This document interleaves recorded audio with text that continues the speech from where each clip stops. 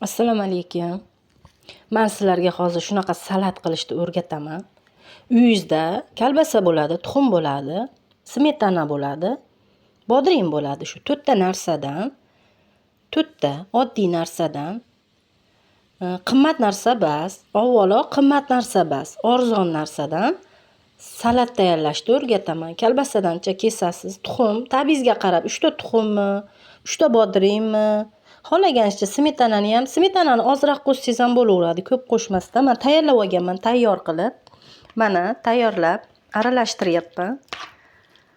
Oliviya qilaverasiz. Oliviyada qimmat narsalar bo'ladi, keyin topish ham qiyin boshqa. Undan mana arzongina bodringdan shu uyingizda bor narsa.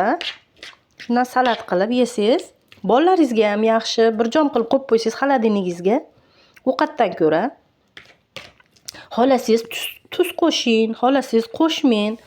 Men endi tabga qarab necha tuz qo'shib qo'yaman. Mana necha tuz qo'shdim. Qo'shmasangiz ham bo'laveradi. Mana salatimiz shulardan maydalab, men tayyorlab olganman. Aralashtirib, mana tayyorlab qo'ysangiz, ovqatdan ko'ra yeydi bolalaringiz ham, hammalaringiz. Yoqimli ishtaha. Qani tatib ko'ramiz. Qanaqa chiqdi? Men shu salatni yaxshi ko'raman. Oliviyadan ko'ra kam xarj ham arzon. Mana shunday qilib salat tayyorlab qo'ysalaring, yog'li ovqatlardan ko'ra yaxshi ketadi.